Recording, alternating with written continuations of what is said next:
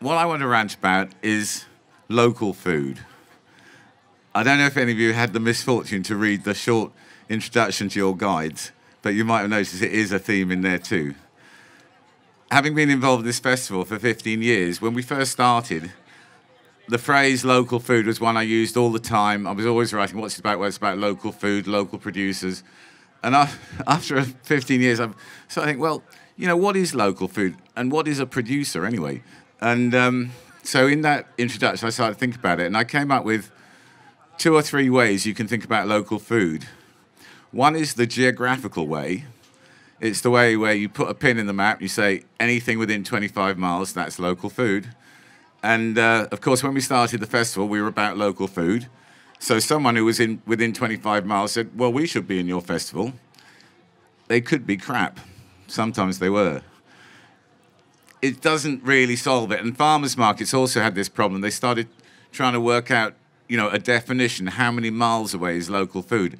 A bit like how many angels can you fit on a pinhead, really? You know, salt.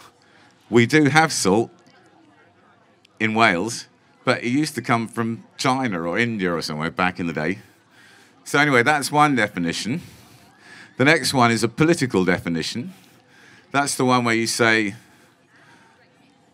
you can only have funding for your festival if your food comes from our region, our county, our nation, our country.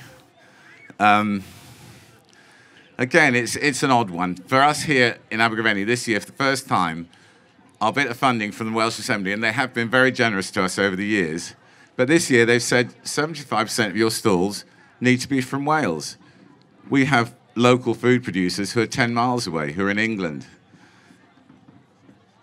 But we're being pushed by this political definition of local food to have 75% of our producers from Wales. It doesn't really make much sense.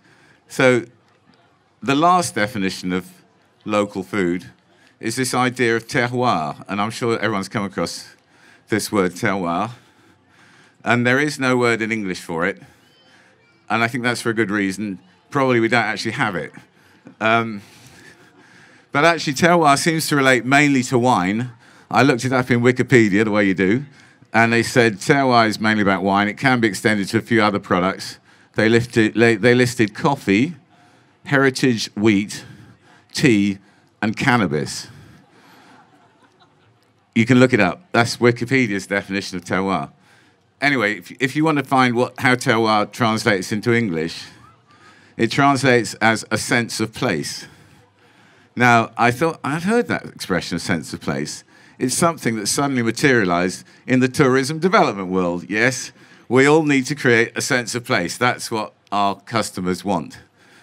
It isn't necessarily limited to food. So I Googled on, and I came across a sense of place on something called Destination Management Wales, which is the Welsh tourism strategy. It was a sort of sidebar among a lot of other things, and they said more information about this is coming soon, essentially. I then went back to sort of destination management plans, and there turned out to be one for Monmouthshire. So I had a look at it. It listed the strengths and the weaknesses of Monmouthshire. Somewhere halfway down, among the strengths, it said lots of good restaurants and gastropubs and celebrity chefs. I think you might have just seen one. It said some award-winning producers, and it said the Abergavenny Food Festival. So, hey, you're all in the right place. But if you look down the weaknesses, the problems that need to be addressed, it said things like not enough beds in Monmouth, you know, all the sort of things you'd expect. And then it said too hilly for casual cyclists. So that's a problem Monmouthshire are working on now. So if you come back next year and it's a bit flatter, you'll know why. So that's a sense of place as we understand it. So it made me think, well, if local food isn't really a kind of, you know, a word we can really understand anymore, we need another word. And when I was writing that introduction, the one thing I thought was when we had the horse meat scandal, you didn't need to define what people meant by local food. People knew exactly what they meant by local food. What it meant was food where you could see where it came from. So I thought about that for a bit, and I thought, well, I hadn't really got a word to replace it because I thought about traceability, for instance. Traceability is a word that's used in in all of the food manufacturing world. It applies to all these little stamps you see on your food packet.